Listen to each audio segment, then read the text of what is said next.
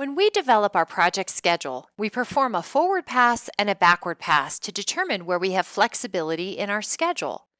The primary goal is to protect the activities on the critical path. Identifying free float in non-critical path activities helps us to identify the activities which can lend flexibility in order to meet the critical path deadlines. If our critical path activities are running late and our deadline is at risk, we will rely on those activities with free float. Consider activity H. We can determine that there are 5 months of free float before the next activity, activity E, must begin. That is a lot of flexibility. Now, let's say that we lose 2 full-time resources from activity C due to unexpected turnover. Now the critical path is in danger, and without intervention, our project will be delayed.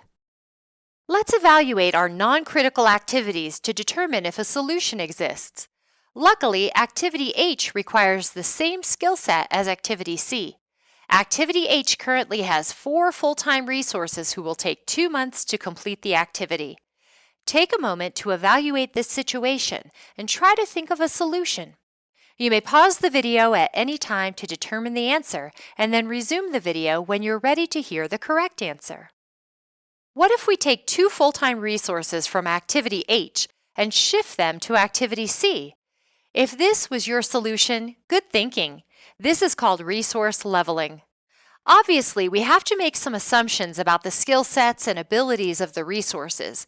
If they aren't identical, we might adjust the number of resources that we shift accordingly. Once we begin to level resources, taking them from a non-critical activity and moving them to the critical activity, what will the result be?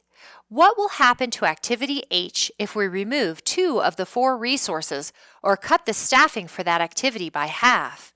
Feel free to pause the video at any time and resume when you're ready.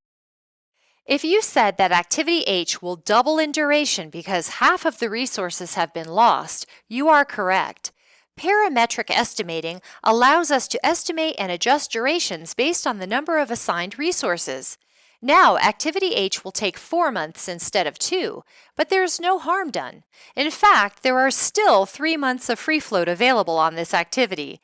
And because you were able to shift 2 resources to activity C to replace the 2 lost resources, the critical path has been protected and the overall project schedule can be met. This is an example of resource leveling. Resource leveling is a way to balance resource availability with the demands of various activities. The resources could be people, equipment, or materials. Let's consider another scenario. During the planning process, we miss the fact that the same equipment is needed by activity H and activity J at the same time. The equipment can only be used by one activity at a time. We can either decide that the activities must share the equipment, each using it 50% of the time, or we can fully dedicate it to one of the activities, removing its availability completely from the other activity. Either way, this is another example of resource leveling, which will result in the lengthening of any activity that loses resources. A more extreme example of resource leveling is when resources are lost from an activity and cannot be replaced by another activity.